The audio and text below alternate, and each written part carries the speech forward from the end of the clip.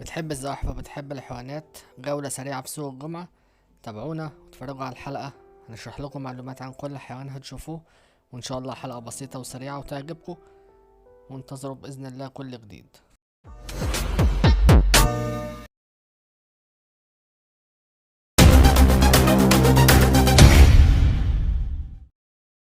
السلام عليكم ورحمة الله، ومعنا حلقة جديدة من سوق الجمعة وحلقة سريعة عن الزواحف والحيوانات، يا رب تعجبكم.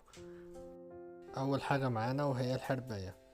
تاني حاجة إن شاء الله هتشوفوها وهو الصقر. الحرباية من الزواحف اللي بتتغذى على الحشرات، هعمل لكم فيديو عنها مفصل ان شاء الله. الصقور من الحاجات اللي بتاكل لحمة نية واللحوم البيضاء عموما والفئران. من القوارض،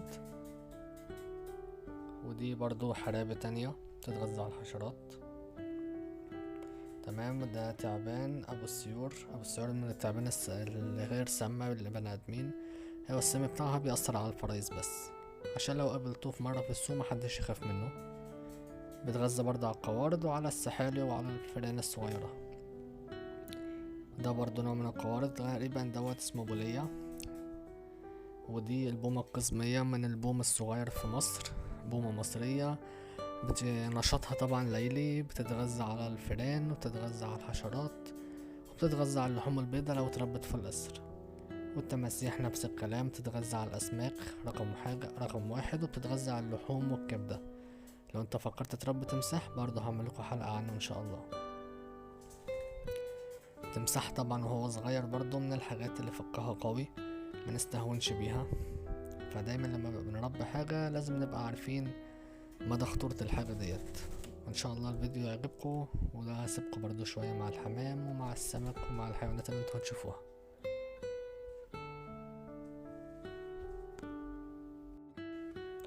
لو حابين نعمل حلقة عن القرود، عن السلاحف، عن اي كائن حي انتوا نفسكم فيه، ممكن تقولوا في التعليقات نفسكم تتفرجوا على ايه وتفهموا تربية كائن ايه، وان شاء الله نعمل لكم حلقة عنه. لو عايزين الحلقة الجاية تبقى بالتفصيل عن ان احنا اسعار الحيوانات والحاجة اللي انتوا نفسكم فيها، برضو مفيش اي مشاكل، تقدروا تقولولنا كده، وان شاء الله الحلقة ايه تكون عجباكم بإذن الله، نكمل معاكم ونستمر من افضل لافضل. وبرضو اسعار الطيور زي الزبرة، زي الاسترالي، زي الكوكتيلات، زي الفيشر، زي الروز، كل اللي انتوا عاوزينه هتلاقوه هناك في السوق، حقيقي انت مش هتزهق.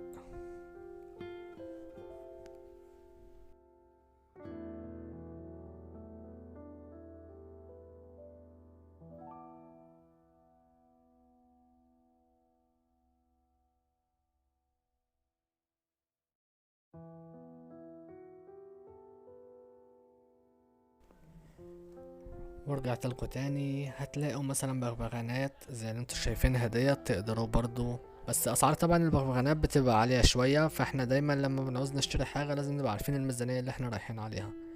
وبرضو في تشكيلة اسماك كبيرة جدا جدا، تقدروا تتفرجوا، تقدروا تسألوا عن النوع، تقدروا تعملوا سيرش طبعا عن الحيوان والكائن اللي انتوا عايزينه. وبرضو انا معاكم واقدر اساعدكم ان شاء الله، ونعمل حلقات مفسرة ومبسطة عن الحاجة اللي احنا نفسنا فيها. ودي حلزونات بتعيش برضو في الأحواض مع السمك، ده سمكة الجولد فيش من أشهر الأسماك في الزينة. والسورد تيل من الأسماك الشرسة، على الرغم من صغر حجمه إلا إنه هو سمكة شرسة جدا، فلازم نبقى واخدين بالنا السمكة اللي احنا بنحطها ينفع تعيش مع ايه تاني. في تشكيلة جميلة جدا جدا، سبحان الله على الخلاق، سبحان الله سبحان الله فعلا. دي جولة سريعة في السوق، يا رب يكون الحلقة عجبتكم وسيبكم تستمتعوا بجمال ربنا في خلقه.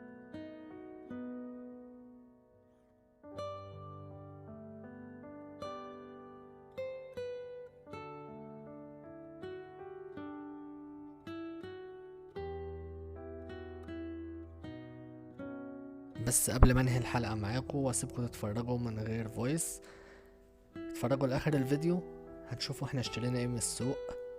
هي حاجة ممكن ما تكونش متوقعة بالنسبة لناس كتيرة، وهنشرح عنها فيديو تفصيلي جدا جدا، وازاي نربيها، ايه البيت بتاعه، خطر ولا لأ.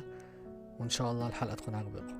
ما تنسوش الكومنت والاشتراك واللايك، وان شاء الله نستمر معاكم وبدعمكم.